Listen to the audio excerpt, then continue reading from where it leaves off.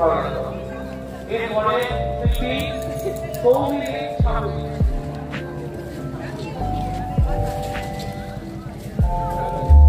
30তম বই মেলা হচ্ছে।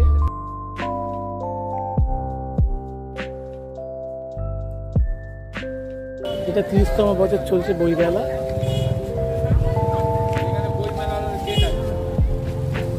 এই গেটে ঢুকছি।